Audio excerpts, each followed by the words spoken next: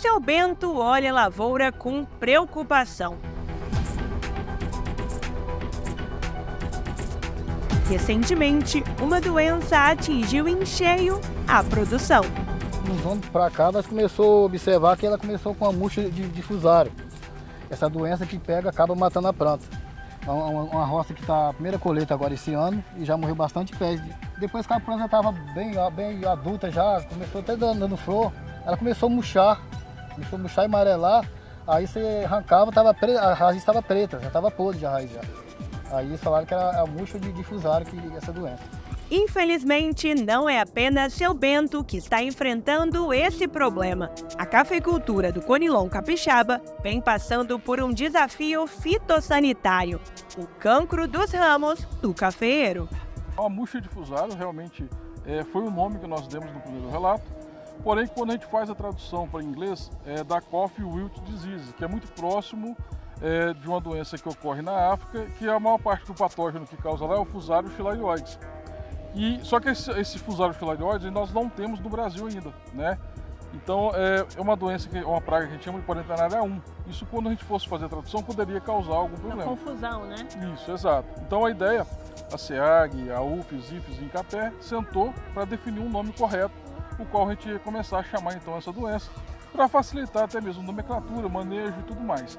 Para se ter ideia da dimensão do problema, é importante destacar que o Espírito Santo é o maior produtor de café Conilon do Brasil. Apresenta grande importância socioeconômica, respondendo por 31% do valor bruto da produção agropecuária em 2021, com uma área cultivada de mais de 43 mil hectares.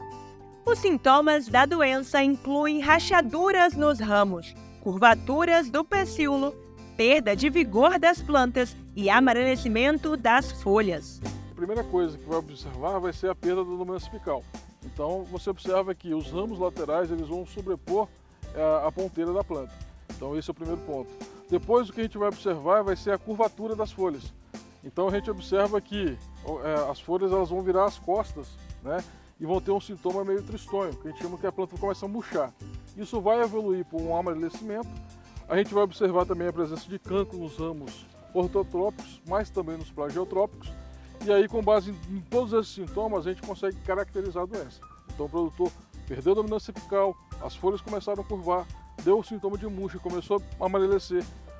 Ocorreu, né, os cancros, a gente fala que a casca ela vai pocar, ela vai rachar. Vai começar a pocar ela, né? Vai começar a ter várias ranhuras, né? Isso, exato. Vai ter essas ranhuras, ela vai estourar, o floema ele vai romper e o fungo depois coloniza o xilema. Então é isso que a gente observa aqui dentro desses sintomas. E o resultado de tudo isso no final é a morte da planta.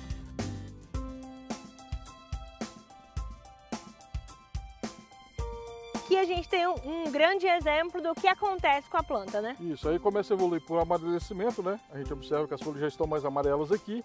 E aqui está bem claro para nós a questão das rachaduras, né? Então você vê que realmente estoura, poca aqui a casca. Então ocorre aqui o rompimento do floema, né, que é essa parte de fora da casca.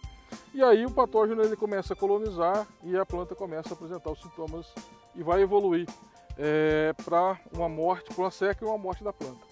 Para evitar a disseminação da doença, o professor dá o alerta: utilizar brotos de plantas com sintomas para clonagem e evitar a importação de mudas de outros estados sem o devido registro fitossanitário de origem. A primeira coisa é evitar com que a doença entre na minha área. Então a gente já observa que muitos locais que não tinham a doença, a partir do momento que começaram a trazer mudas de locais onde foram coletadas estacas de locais que estavam com a doença, foi transferindo essa doença para essas áreas. E isso realmente traz um prejuízo muito grande, porque uma vez que a doença está instalada na sua área, dificilmente você vai conseguir retirá-la totalmente. Você vai ter que partir para um momento de convivência. No campo a gente viu o problema e os sintomas da doença. Agora a gente vai ver a solução. Ciência aliada aos problemas do campo, né, professor William? Estamos na UFES de Alegre. O que tem pesquisado por aqui? Isso aí, Stephanie.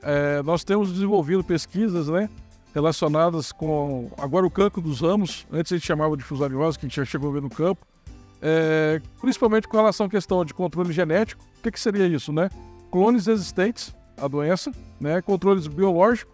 Então nós temos testado aí alguns micro-organismos, bacilos, que são bactérias, tricodermos, que são fungos, e também o controle químico, né? Para ser ferramentas a serem adotadas aí pelo produtor para poder tentar reduzir, né, o máximo possível o dano da doença no campo. Até o momento, não há produto comercial, químico ou biológico autorizado pelos órgãos de defesa fitossanitária para esse problema específico. Mas se depender da Sofia e dos estudantes do laboratório, em breve vamos ter uma solução. Nós estamos estudando outros métodos de controle. Aqui nós temos o controle biológico, utilizamos um produto à base de tricoderma, que é um fungo, e um outro produto que é à base de bacilos, que é uma bactéria. E aqui a gente pode observar a redução do crescimento do fungo a partir do momento que a gente aumenta as doses do produto. Então quer dizer que aqui, digamos, a planta estaria morta já, dizem que ela está muito infestada ali pelo fungo, e aqui ela estaria conseguindo controlar bem. Isso mesmo, Stephanie. E aqui é um método de controle que o produtor pode utilizar e reduzir a contaminação no campo. Para orientar ainda mais os produtores, o INCAPé lançou um documento para compartilhar informações, conhecimentos e propor soluções para evitar a disseminação da doença e reduzir os prejuízos à cafeicultura. A colaboração entre produtores, pesquisadores e autoridades é fundamental para superar esse desafio fitossanitário e preservar a cafeicultura capixaba. Vai ser necessário uma adoção de várias medidas, né, de controle para o manejo correto dessa doença. Então eu tenho que associar meus clones resistentes, eu tenho que associar um controle biológico, vou ter que associar o controle químico, vou ter que associar também a questão da erradicação, da eliminação de plantas doentes. Então são vários fatores que têm que ser utilizados de forma integrada, né, para que eu possa ter o sucesso aí do manejo dessa doença. E agora, com o apoio aí da FAPES, da SEAG, a gente está buscando trazer isso para o campo. Então a gente está levando já tudo aquilo que a gente está fazendo de pesquisa aqui em laboratório, em casa de vegetação, para campo. Então vai ser um próximo passo agora para validar essas ferramentas, para que os produtores possam estar utilizando essas ferramentas e aí sim reduzir cada vez mais os danos e as perdas.